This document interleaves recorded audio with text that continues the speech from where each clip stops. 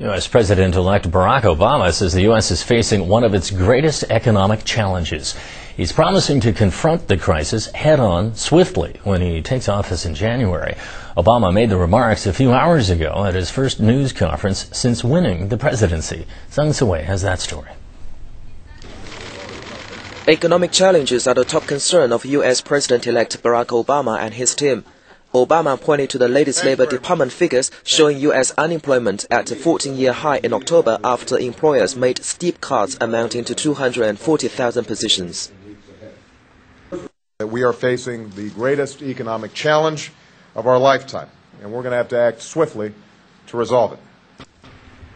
Obama also wants the Democrat-controlled U.S. Congress to pass a second stimulus package as soon as possible to stabilize the economy.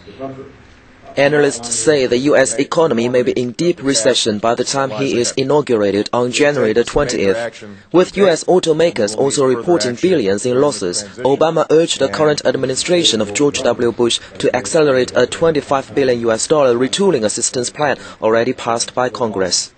The auto industry is the backbone of American manufacturing and a critical part of our attempt to reduce our dependence on foreign oil.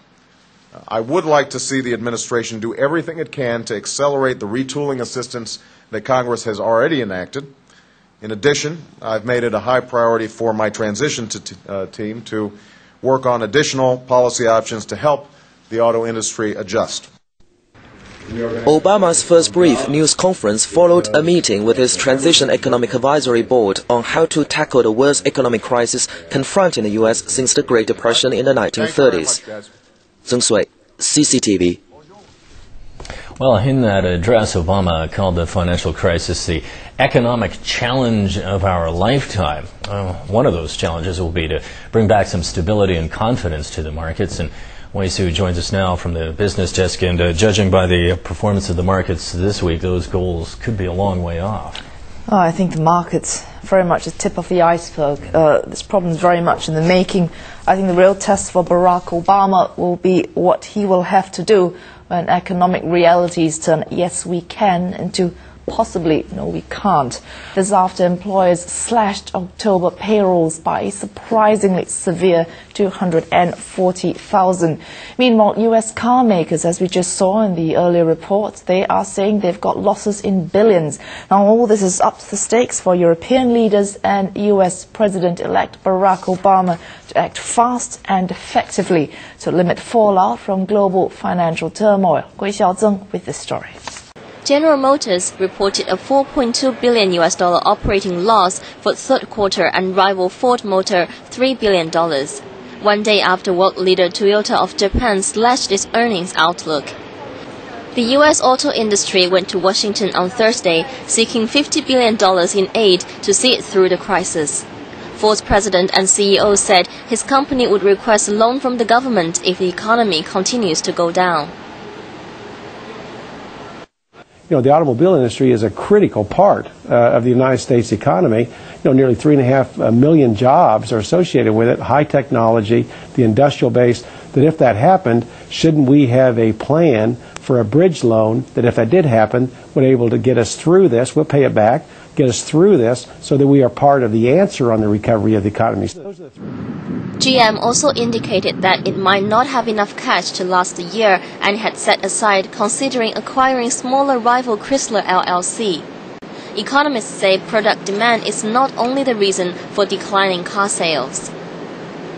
The auto industry clearly faces weakness in product demand. Auto sales are declining, and they're declining not just because of declines in jobs and personal income, declines in household net worth, but also due to credit availability for purchases of automobiles. The U.S. unemployment rate shot up to 6.5% in October, its highest level since 1994. A total of 1.2 million non-farm jobs are gone for the year after 10 straight months of job losses. Gui Xiaozheng, CCTV.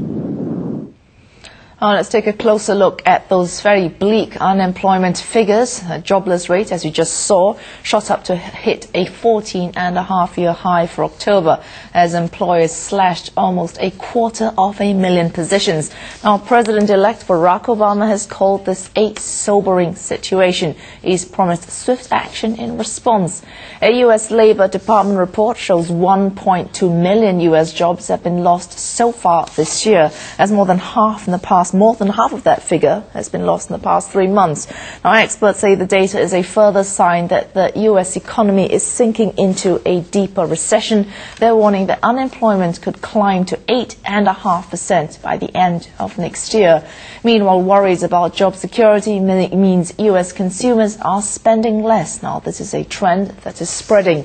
Analysts say any stimulus measures should aim for an immediate rather than long-term impact.